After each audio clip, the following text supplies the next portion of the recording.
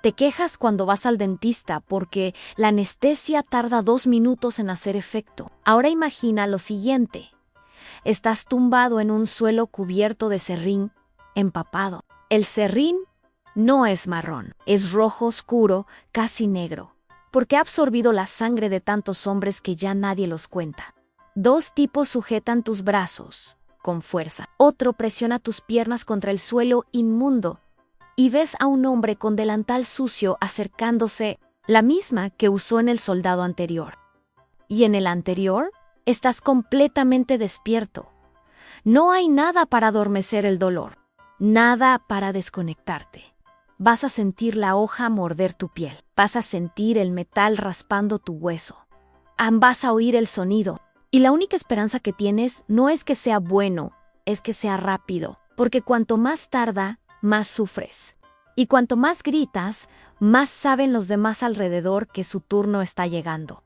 No estamos hablando de tortura medieval. Estamos hablando de tratamiento médico oficial, de procedimiento estándar, de enfermerías militares reales, donde los hombres iban para ser salvados y salían en pedazos. Bienvenido al lugar donde sobrevivir a la guerra era solo el comienzo del verdadero horror. El cine adora una escena de guerra épica. Espadas brillando, caballos galopando, héroes sangrando con dignidad. Todo muy cinematográfico, todo muy mentira, porque la guerra real no terminaba cuando la espada cortaba. Terminaba días después, en una tienda apestosa, con la herida abierta llena de moscas, el paño sucio pegado a la carne viva, y la fiebre subiendo mientras esperabas tu turno para ser atendido. No había primeros planos dramáticos, había orina, vómito y el olor de carne pudriéndose en vivo. El campo de batalla mataba rápido, la enfermería mataba despacio y con mucha más crueldad. Hablemos del dolor. No ese dolor que sientes y te tomas un ibuprofeno. Estamos hablando de dolor como procedimiento médico oficial, porque hasta mediados del siglo XIX la anestesia general simplemente no existía. El éter se usó por primera vez en cirugía en 1846, el cloroformo en 1847. Antes de eso, durante siglos, la única opción era aguantar literalmente te daban alcohol, a veces opio si tenías suerte, o un trozo de cuero para morder, y eso era todo. El resto era cosa tuya y de Dios. Los cirujanos operaban a pacientes totalmente conscientes. El dolor no era un efecto secundario, era parte del tratamiento.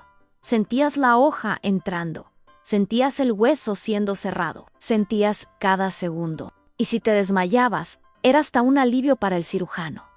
Menos grito que ignorar. Entonces, ¿por qué diablos amputaban tanto? Porque no había elección. Un disparo de mosquete no hacía un agujerito limpio como en el cine, hacía destrozos. El hueso se convertía en fragmentos, el músculo en papilla, la piel se abría en jirones irregulares, y si la bala no mataba en el acto, la herida mataba después. Hueso expuesto significaba infección garantizada. Aplastamiento por rueda de cañón significaba tejido muerto. Gangrena significaba que el cuerpo ya se estaba pudriendo antes de que murieras. Así que la lógica era brutal. Pero simple amputar pronto, amputar rápido, antes de que la podredumbre subiera al tronco. No era medicina. Era táctica de supervivencia. Mejor vivo sin pierna que muerto con ella, al menos en teoría. Y aquí entra la regla de oro de la cirugía militar en velocidad. No importaba lo habilidoso que fueras, importaba lo rápido que conseguías cerrar, atar, cauterizar y pasar al siguiente. Los cirujanos eran evaluados por tiempo. Amputación de pierna en 3 minutos se consideraba bueno. 2 minutos era excelente. Algunos conseguían hacerlo en menos de 1. Robert Liston, cirujano escocés, se hizo famoso por amputar una pierna en 2 minutos y medio. También se hizo famoso por una cirugía donde fue tan rápido que accidentalmente cortó los dedos del asistente y el abrigo de un espectador. Los 3 murieron de infección después. Récord de mortalidad en 300%. Pero bueno, al menos fue rápido. Ahora hablemos de limpieza, o mejor dicho, de la ausencia completa de ella. No estoy hablando de No era tan limpio como hoy. Estoy hablando de suciedad como protocolo. Los instrumentos quirúrgicos se usaban en un paciente, se enjuagaban rápidamente en agua fría y se usaban en el siguiente. A veces ni siquiera los enjuagaban, solo los limpiaban en la manga del delantal. Ese mismo delantal que el cirujano llevaba desde hacía días, cubierto de sangre seca, pus, trozos de tejido. Cuanto más sucio el delantal, más experimentado el médico. Era señal de prestigio. La sierra que cortaba tu pierna acababa de cortar la de otro soldado. Y antes de él, otro, ni otro. Los paños usados para contener la sangre se lavaban rápidamente en un cubo y se reutilizaban. El agua era escasa, el jabón era un lujo. El suelo de la enfermería estaba cubierto de serrín para absorber sangre, vómito, orina. Ese mismo serrín se quedaba allí días amojado en oscuro fétidon, y tú eras operado encima de eso. La escena era siempre la misma. 2 soldados sujetaban tus brazos. Otro sujetaba tus piernas. Podías sentir la fuerza de ellos intentando mantenerte inmóvil mientras todo tu cuerpo se retorcía solo. Alguien metía un trozo de cuero en tu boca. Mordías hasta que te dolía la mandíbula. Un compañero al lado rezaba en voz baja, en otro gritaba. Otro se había desmayado antes, incluso, de que la sierra tocara. ¿Y tú? Tú solo querías que acabara. No importaba el resultado. Solo querías que el dolor parara. Algunos suplicaban morir, otros simplemente se apagaban. El cuerpo se desconectaba solo como mecanismo de defensa, y cuando despertabas, la pierna ya no estaba. Pero el dolor continuaba en fantasma, pero real. Y peor, ahora venía el verdadero enemigo. El dolor de la amputación eventualmente disminuía. El trauma físico inmediato pasaba. Pero entonces empezaba la segunda fase, la fase silenciosa a la infección. Había sobrevivido a la sierra, había sobrevivido al shock. Ahora tenías que sobrevivir a lo que nadie veían: bacterias, microbios. Organismos que nadie sabía que existían, pero que estaban en todas partes, en el instrumento sucio, en el paño reutilizado, en el aire de la enfermería, en la mano del cirujano. En tu propia herida abierta entraban, se multiplicaban, y empezaban a matarte de dentro hacia afuera en fiebre, hinchazón en la piel. Alrededor del corte se ponía roja, luego morada, luego negra. El olor cambiaba, volvía dulce empodrido, inconfundible, tú lo sabías. Todo el mundo alrededor lo sabía. La infección había llegado, y entonces venía ella, sepsis, la asesina silenciosa.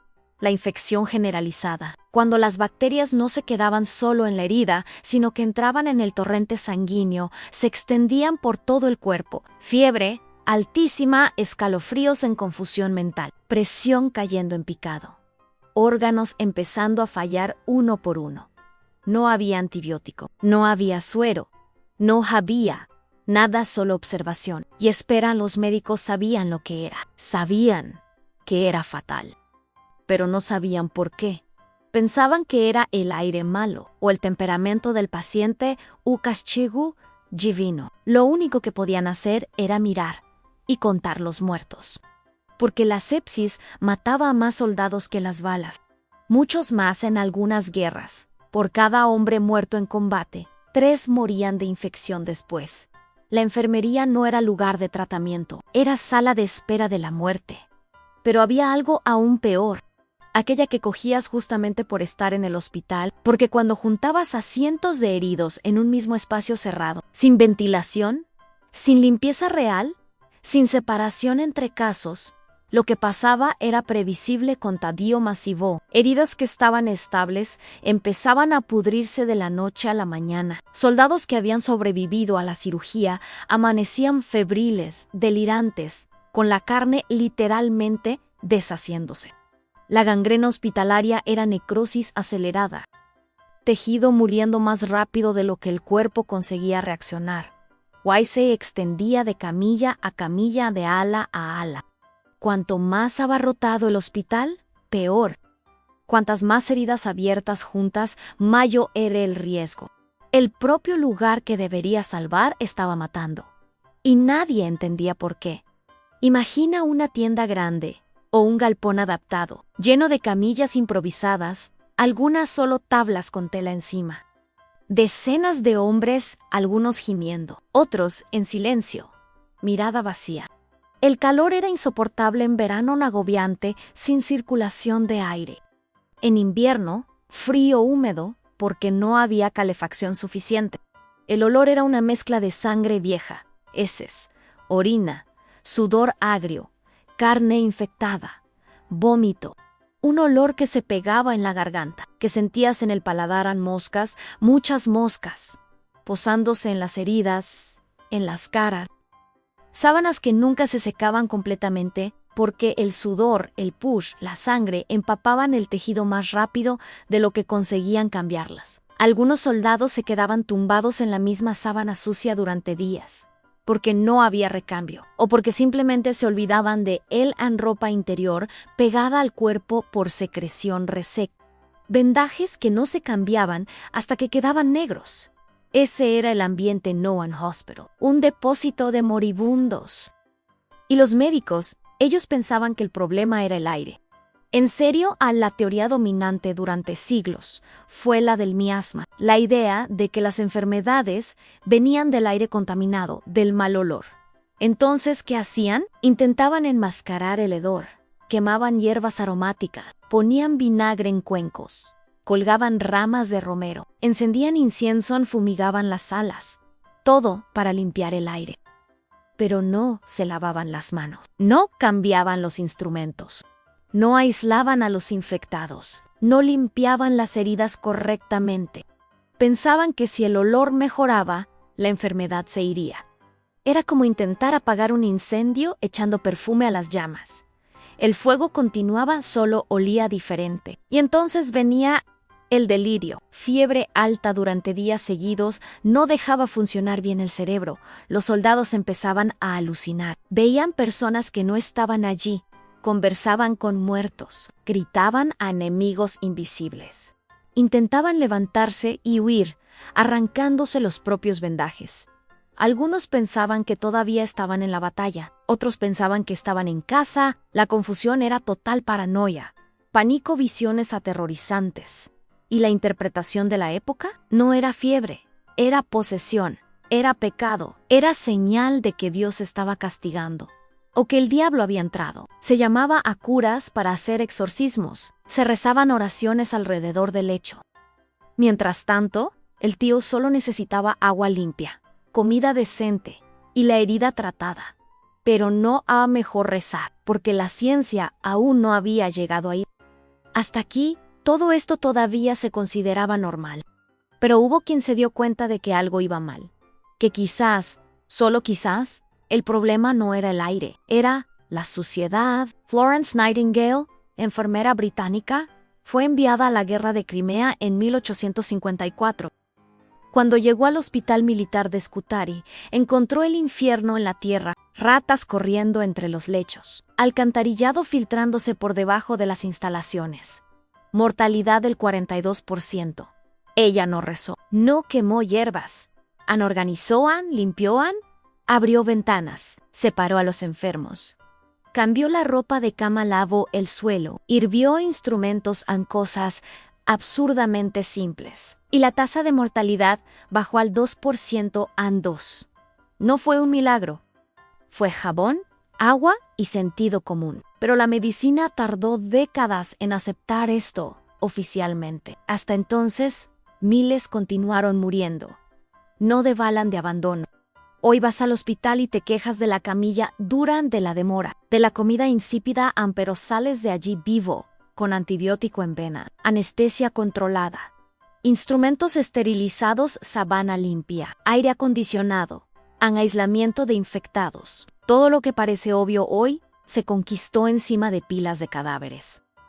Soldados que sobrevivieron a la guerra, pero no sobrevivieron a la enfermería.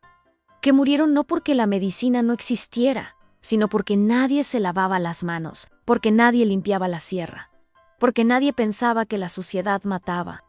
Pensaban que era destino, voluntad divina, mala suerte, y negligencia y orgullo médico. La enfermería mató más que cualquier ejército, y mató con nuestra propia indiferencia. Así que ahora quiero saber. Tú que te quejas de esperar media hora en urgencias. Tú que te da asco el hospital moderno. ¿Tendrías valor para pasar una noche en una enfermería del siglo XIX? Tumbado en un serrín mojado de sangre, oyendo gritos alrededor, sintiendo moscas en la herida abierta, oliendo carne podrida, sabiendo que el próximo en morir puede ser tú en sí. ¿Has llegado hasta aquí? Deja en los comentarios la palabra secreta gangrena. Quiero saber cuántos de vosotros habéis entendido realmente que sobrevivir a la guerra era fácil. Difícil era sobrevivir al tratamiento.